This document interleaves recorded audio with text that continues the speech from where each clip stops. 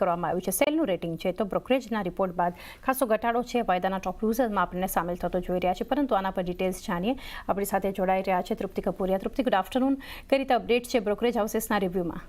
આજે સવારથી જ આપણે જોઈ રહ્યા છીએ કે એવી સ્મોલ ફાઇનાન્સ બેંકમાં એક સતત એક ઘટાડો જોવા મળ્યો છે અને વાયદાના ટોપ લૂઝરમાં કાઉન્ટર આપણને આજે કાઉન્ટ થતું જોવા મળી રહ્યું છે. તેનું મુખ્ય કારણ એ છે કે કોટક તરફથી અહીંયા એક બ્રોકરેજ રિપોર્ટ આપણી સમક્ષ આવતો જોવા મળ્યો છે. રેટિંગ તેમને ડાઉનગ્રેડ કર્યા છે. 8થી તેમને અહીંયા સેલ રેટિંગ કરી દીધા છે, પરંતુ ટાર્ગેટ તેમને અહીંયા વધાર્યા છે. તેમને 650થી 700 રૂપિયા પ્રતિ શેરના તેમને ટાર્ગેટ્સ કર્યા છે.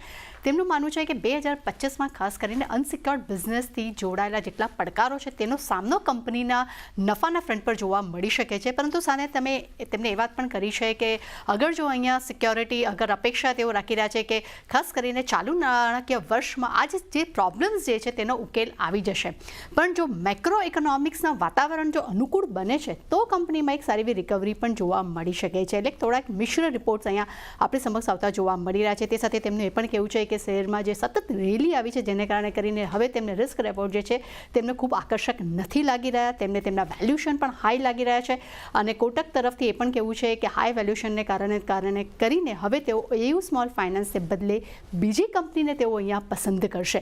સાથે હું તમને એ પણ જણાવી દઉં કે 34 જેટલા એનાલિસ્ટ જે છે તેમાંથી 23 જણે આ બેંક માટે બાય રેટિંગ્સની સલાહ આપી છે. 6 બ્રોકર્સ જે છે તેઓ હોલ્ડ રેટિંગ આપી રહ્યા છે અને 5 જેટલા બ્રોકર્સ છે તેઓ કન્ટિન્યુ અહીંયા સેલ રેટિંગ અહીંયા કંપની માટે આપતા આપણને જોવા મળી રહ્યા છે. એટલે ડેફિનેટલી અહીંયા નો ડાઉટ કોટક તરફથી જે અનસિક્યોર્ડ લોનને લઈને જે પડકારો છે તેને કારણે કરીને નફા પર જે ઇમ્પેક્ટ પડી શકે છે અને રિસ્ક રેવોર્ડ તેમને ખૂબ જ આકર્ષક નથી લાગી રહ્યા. બે મુખ્ય કારણ છે જેને કારણે કરીને આજે કાઉન્ટર આપણને ડે લોની આસપાસ અત્યારે કારોબાર કરતું જોવા મળી રહ્યું છે.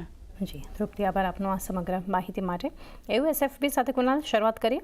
લો અનવાઇન્ડિંગ થઈ રહ્યું છે અત્યારે 2.5% પ્રેશર છે અને જે રીતે અત્યારે તૃપ્તિએ પણ જણાવ્યું ડેઝ લોના લેવલ્સની આસપાસ સ્ટોક ટ્રેડ થઈ રહ્યો છે. કઈ રીતે વ્યૂ આપશો તમે એવું એસએફબી પર?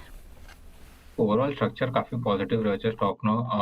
ઓલરેડી રેલી બહુ સ્ટ્રોંગ રહી છે, તો લોજર ટર્મ સ્ટ્રક્ચર હજી પણ ટેકનિકલ ચાર્ટ્સ પર પોઝિટિવ છે. સિન્સ આ ન્યૂઝ છે બ્રોકરેજનું, તો થોડું બહુ પ્રોફિટ બુકિંગ યા સેલિંગ ઇમ્પેક્ટ આવી શકે. સપોર્ટ છે 760 770 ની આસપાસ.